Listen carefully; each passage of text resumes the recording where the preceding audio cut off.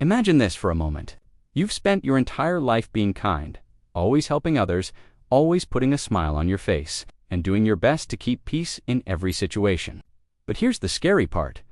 What if I told you that sometimes the very kindness you give so generously is the exact reason why people start to secretly disrespect you? It's uncomfortable to even think about, right?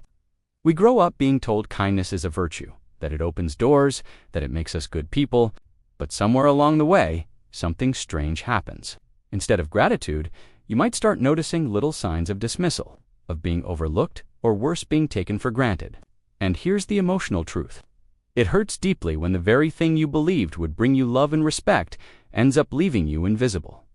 Now, you might be asking yourself, why does this happen? Why would kindness, of all things, cause people to quietly lose respect? I promise I'll explain that to you step by step, but for now, I want you to just sit with that thought. Because this question, this contradiction, is what many women, especially women over 60, struggle with silently. You've lived decades, you've raised families, you've supported friends, and you've sacrificed in ways that only your heart truly knows. And yet, perhaps, in the quiet moments, you've asked yourself, why do some people not value me the way I deserve? Why do they assume I will always say yes, that I will always give, even when it costs me? My name is Tom Harris, and for more than 20 years, I've worked closely with people just like you, listening to stories, guiding them through struggles, and helping them understand the hidden psychology behind relationships and respect. And let me tell you, this topic is one of the most important ones I've ever spoken about. Because it's not just about respect from others, it's about dignity. It's about reclaiming your own voice, even after years of quietly putting yourself second. Now don't worry, I'm not here to tell you to stop being kind. Absolutely not. Kindness is beautiful, it's powerful, and it's part of what makes life meaningful. But what I am going to show you, over the next few minutes, is how certain kind habits, the ones we don't even realize we're doing, can actually backfire. These are the habits that make people quietly, secretly, lose respect, even though your heart is in the right place. So stay with me, because by the end of this video, you're going to see kindness in a whole new light. And maybe, just maybe, you'll recognize a few patterns in yourself that you never noticed before. And once you see them, you can change them without losing the warmth and compassion that make you who you are. Asterisk now. Before we dive into the 6 kind things that can sometimes backfire, let me share something important with you. Kindness itself is never the problem. The real issue lies in the small habits that hide behind kindness, things we start doing without even noticing, just to keep the peace or to avoid conflict. And the tricky part is that these habits often begin with good intentions. We think we're helping. We think we're protecting relationships, but in reality, we might be sending signals that others interpret in ways we never intended. In this video, I'm going to walk you through 6 of these habits. As we go along, I'll give you relatable examples, maybe even ones that make you smile a little, but also ones that make you stop and think, wait, do I do this too? Let's start with the very first one, and it might surprise you. Asterisk, let's start with something very simple, yet very powerful. Apologizing too much.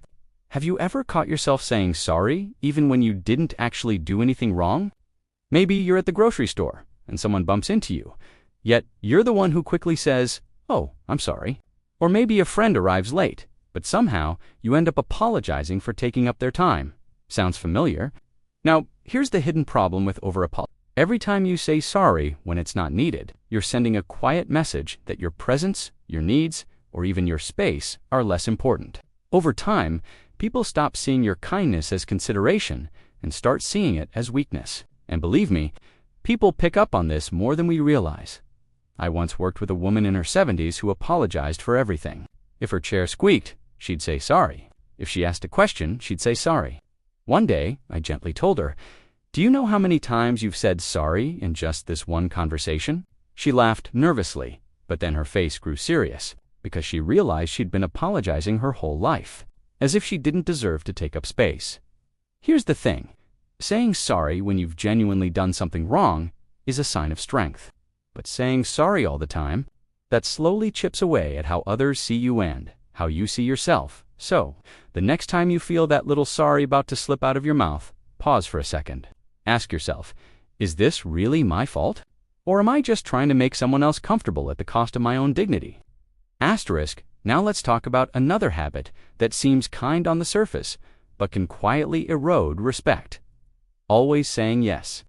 Have you noticed how some people, no matter what you ask, will agree immediately? Need a ride? Yes. Need a favor?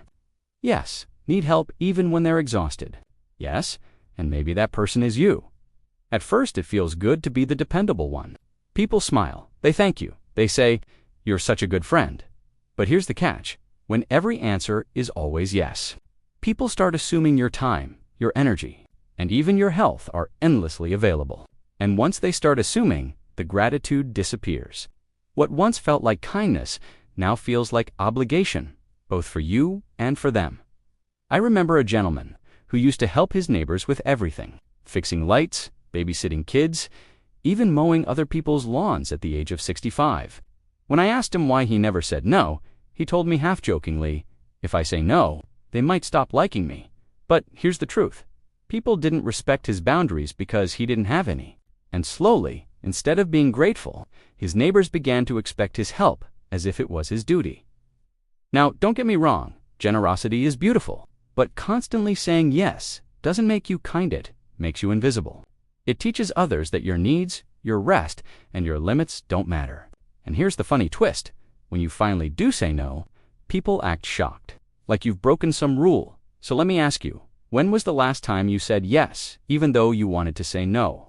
If your answer is too many times to count, then maybe this is one habit to look at more closely. Asterisk. Now let's move to another habit that looks gentle but slowly eats away at respect. Avoiding conflict at all costs. Many women, especially those over 60, were raised to believe that keeping the peace is always the right choice. Don't argue, don't raise your voice, just smile, nod, and let it go. And yes, peace is wonderful, but avoiding every bit of conflict is not the same as true harmony. Imagine this. A friend repeatedly cancels plans with you at the last minute. Inside, you feel hurt, even disappointed. But instead of saying, "I felt let down when you canceled again," you brush it off with a polite smile and say, "Oh, it's fine, don't worry." Over time, your friend doesn't see your silence as kindness. They see it as permission to keep disrespecting your time. I once met a woman who hadn't disagreed with her husband in 40 years. Not once. She told me proudly, "We never fight." But when I looked closer, I saw a woman who had silenced herself so completely that her opinions had vanished from the marriage. And her husband, though he wasn't cruel, simply didn't value her voice anymore because it was never heard. Avoiding conflict feels easier in the moment, but in the long run, it costs you respect. People can't honor boundaries they never see. And here's a little irony. Often, people respect you more when you calmly stand your ground than when you smile and stay silent. So, ask yourself, how many times have you swallowed your truth just to keep the peace? And what would it feel like if, next time, you gently but firmly spoke up instead? That small shift could change everything. Asterisk. Let's talk about something many of you will recognize immediately. Always putting others first, every single time. From the time we're young, especially for women of your generation, the message was clear: be a good daughter, a good wife, a good mother. And always make sure everyone else is cared for before yourself. And so, you learn to serve the biggest slice of cake to someone else, to give up the comfortable chair, to let others' needs decide how your day will look. On the outside, it looks like pure generosity. But here's the painful truth. When you constantly put others first, people begin to believe that your needs simply don't matter. I once spoke with a grandmother who never sat down at family dinners. She would cook, serve, clean, refill glasses. And by the time she finally thought about sitting, everyone else was already finished. When I asked her why, she said, "I just want everyone else to be happy." But guess what? Her children and grandchildren had gotten so used to her selflessness that they hardly noticed her absence at the table anymore. What began as love had quietly turned her into the background. Now, don't misunderstand, caring for others is beautiful. It's one of the most meaningful ways to show love. But when it becomes automatic, when you never pause to care for yourself, it sends a dangerous signal that you're not worth the same care you give. And people, even unintentionally, start to agree with that message. So here's a gentle reminder. Putting yourself first sometimes is not selfish. It's necessary. Because when you value your own time, your own rest, and your own joy, you teach others to value them too. Asterisk. Now here's another one that might feel very familiar. Being overly available. You know what I mean. The phone rings, and no matter what you're doing, you pick it up.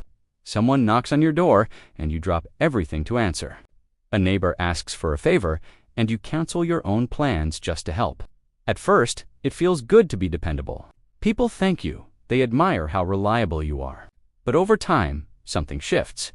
They stop seeing it as generosity and start seeing it as an expectation. I remember speaking with a retired teacher who told me she was on call for her whole family. Her grown children would call her at all hours, day or night, expecting her to babysit, run errands, or simply listen to their frustrations. She loved them, of course, but she confessed with a sigh. Sometimes I feel like I don't even belong to myself anymore. That's the hidden danger of being too available. You disappear into everyone else's life, and yours becomes invisible. And here's the irony. When you're always available, people actually respect your time less. Think about it. When was the last time someone thanked you for always being there?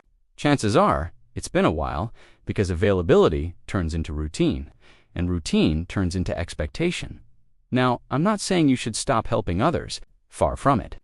But just like a doctor can't treat patients 24 hours a day, you can't be on duty for everyone all the time. If you don't set limits, nobody else will set them for you. And the truth is, when you protect your own time, people often begin to value it more. Asterisk. Now let's look at the final habit.